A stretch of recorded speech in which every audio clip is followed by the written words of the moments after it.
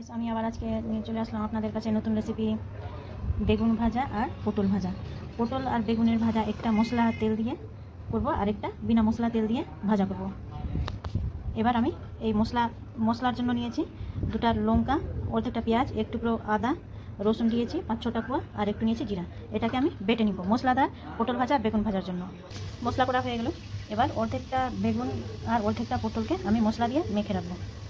এটা বিনা মশলাওয়ালা, এটাও বিনা মশলাওয়ালা, এমনি খালি লবণ হলুদ দিয়ে।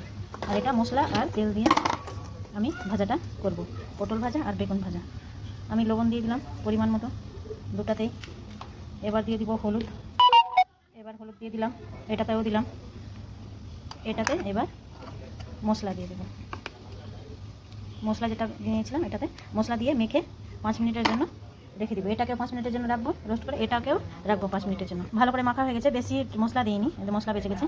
আমি একটুখানি মশলা দিয়ে মেখে আর এবার ঢেকে রেখে দেবো 5 মিনিটের জন্য সফট হওয়ার জন্য। এটাই করব তেল দিয়ে আর মশলা দিয়ে। আর এটা খালি হলুদ আর লবণ দিয়ে করব বিনা তেলের ভাজা। 5 মিনিটের জন্য এটাকেও ঢেকে রেখে দিব। 5 মিনিটের মতন হয়ে গেল। এবার আমি মশলাদার পটল ভাজা আর বেগুন ভাজা করে নিব।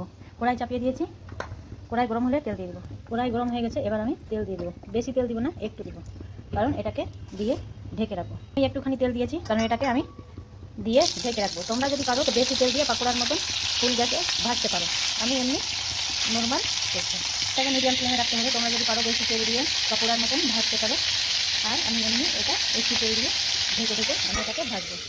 দেখো ঢেকে রেখে দিলে কত সুন্দর হয়। তুমি যদি পাকোড়ার মতন করো বেশি তেলের মধ্যে তাড়াতাড়ি হয়ে যাবে, কিন্তু এটা ঢেকে একদম আস্তে আস্তে গলে সুন্দর করে মাংসের মতন হয়ে গেছে। এটা টেস্ট করে দেখবা, এই রেসিপিটা ফলো করে দেখবা, একদম ছেলে মাংসের মতন লাগে। কারণ মাংসের মতন মশলা দিয়েছি, সব মশলাগুলো দিয়েছি, একটু দিয়েছি, বেশি দিইনি। দেখো এবার ঢেকে দিব। আবার একটু তেল দিয়ে আমি যে ঢেকে ভেজেছিলাম একদম কষা মাংসের মতন হয়ে গেছে।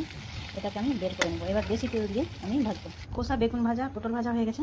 এবার এটা আমি রেখেছি, এটাকে পকোড়ার মতন বেশি তেলে ভাজবো, বেগুন ভাজা আর পটল ভাজা। এটা তো আমি বিনা তেলেরই ভাজবো। তেল গরম হয়ে গেছে, এবার মশলাদার বেগুন ভাজা আমি দিয়ে দেবো। এটাকে আমি ভাজবো না, খুলে রাখবো। এটা ভাঙবেও না, নরমও হবে না, কুরকুরে থাকবে। এটাকে ফুল গ্যাসে আমি ভাজবো। একদিকে ভাজা হয়ে গেছে, এবার আমি পাল্টে দেবো। দেখুন ফুল গ্যাসে বেশি তেলে এরকম করে মশলাদার ভাজাটা করা হয়। ভালো করে হয়ে গেছে, এবার এদিকে হবে।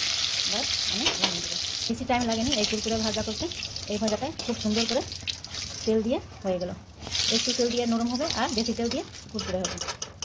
মশলাদার ভাজাটা আমার হয়ে গেল, কুরকুরে মশলাদার ভাজা। এটা নরম হয়েছে, হালকা তেল দিয়ে ঢেকে করেছি। এটা বিনা ঢেকে ফুল গ্যাসে করেছি কুরকুরে ভাজাটা।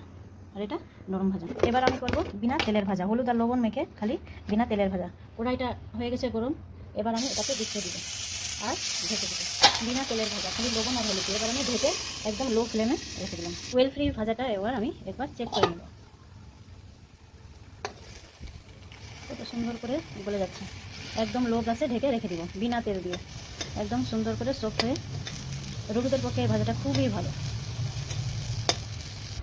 এবার আমার ভাজাটা কমপ্লিট হয়ে গেল, ওয়েল ফ্রি ভাজাটা। এবার আমি বের করে নেব বিনা তেলের এমনি ভাজা। দেখুন আজকে আমার রেসিপিটা কমপ্লিট হলো। এটা হলো বিনা, এটা আছে বেশি তেলের ভাজাটা, এটা আছে কম তেলের মানে লাইট তেলের, আর এটা বিনা তেলের ওয়েল ফ্রি ভাজাটা। আজকে আমার রেসিপিটা এখানেই কমপ্লিট হচ্ছে। ওকে গাইস, থ্যাংক ইউ, খুদা হাফিজ।